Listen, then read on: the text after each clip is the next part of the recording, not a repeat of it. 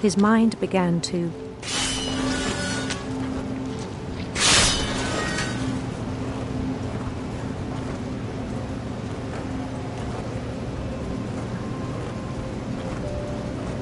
wander.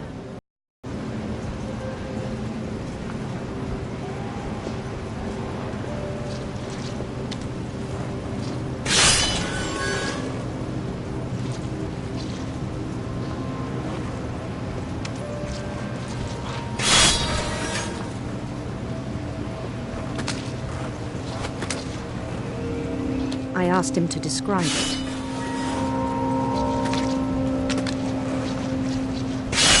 He said he started small, imagining a labyrinth.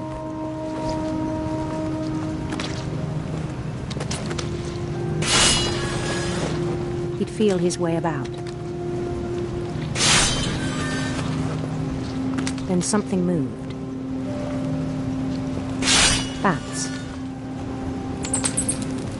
And toads.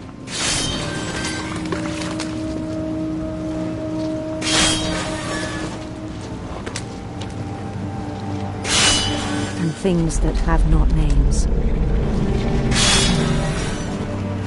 He knew it was all in his head.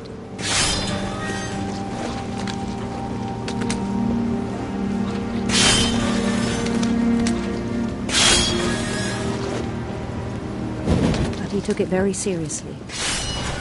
I had hoped he'd find himself.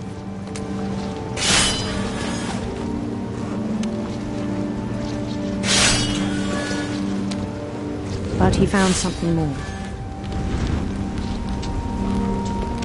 I worried about him then. Daydreaming at the cannery. I spoke with his boss. But he said Lewis had become a model employee. Methodical, tireless, focused.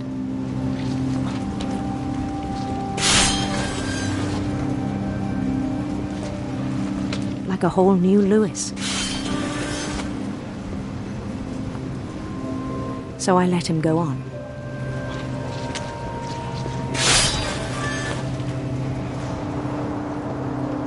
I even encouraged him.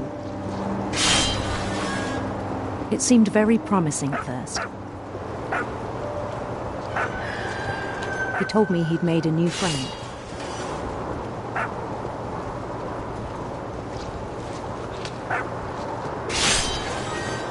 On the edge of a city he named Lewis Topia. He built the city up slowly, brick by brick.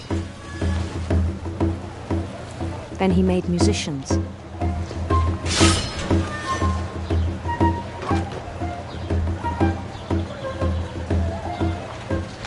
And songs for them to play.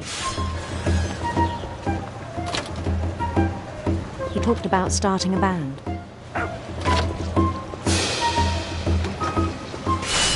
And he was always humming something. Every day his imagination grew stronger.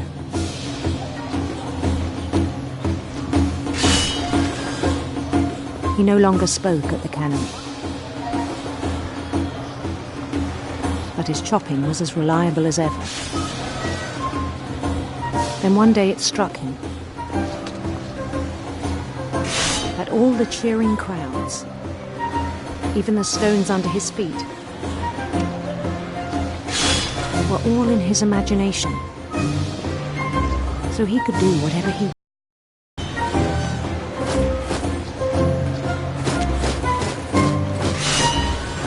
He held an election for mayor.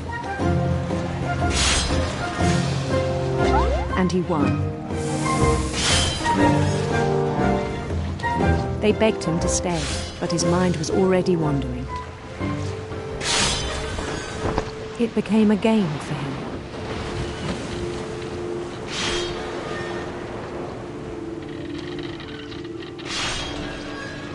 He'd conquer a city, then immediately push on.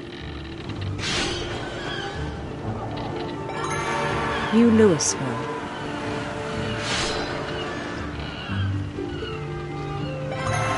St. Louis. He started drifting away from our reality.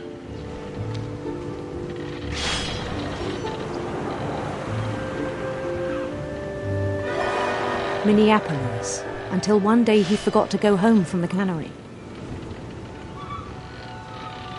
Even as his mother pleaded with him, part of Lewis kept sailing on.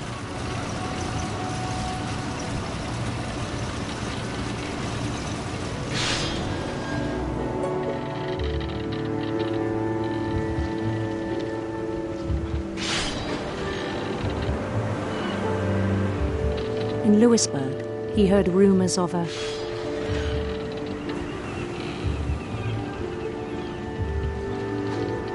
beautiful prince.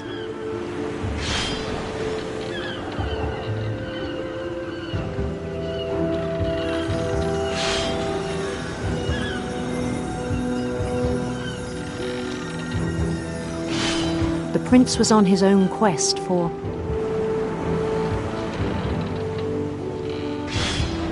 radiant rainbows.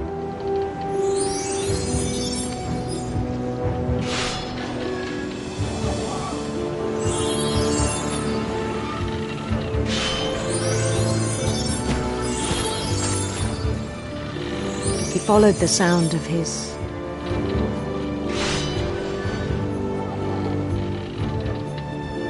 electric sitar.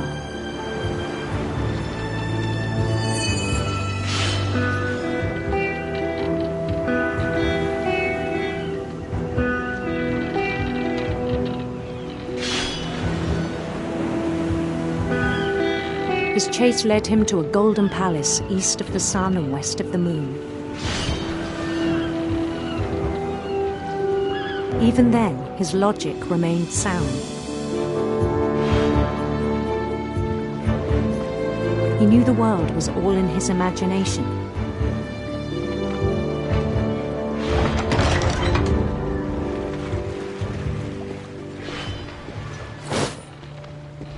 But he was so proud of having created it. In his own eyes, he'd become something greater than a king.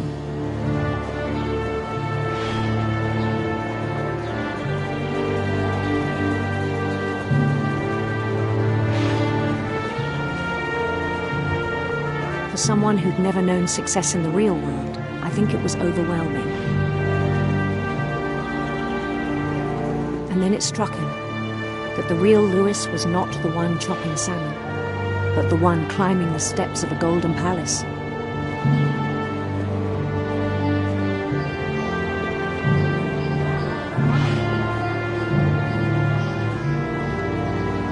My imagination is as real as my body, he told me. It was hard to argue with him.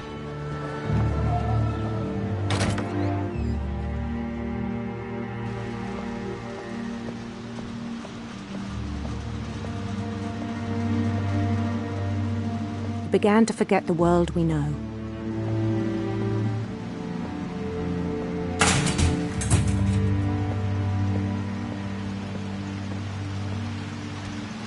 I think it pained him to remember Lewis, the cannery worker.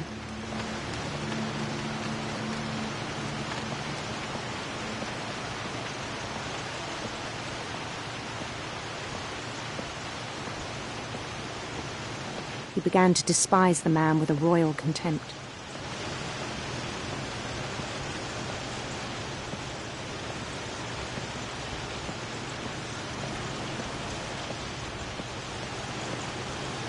I still thought I could save him.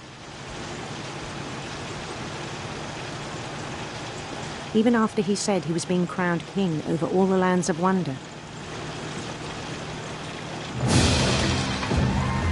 The palace would be packed with his companions.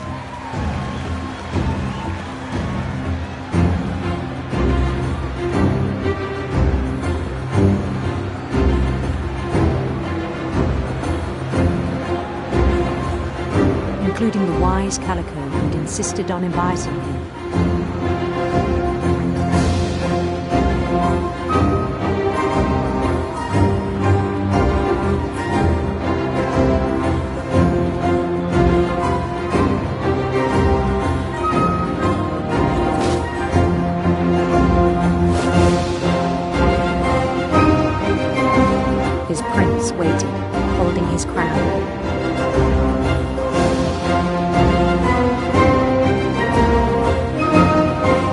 only one thing left to do.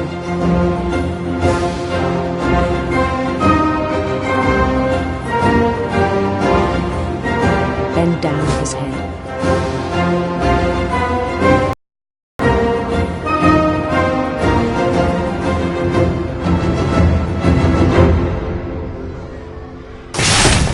And the rest I think you know. Mrs. Finch, your son was a kind man who will be missed by all of us who knew him.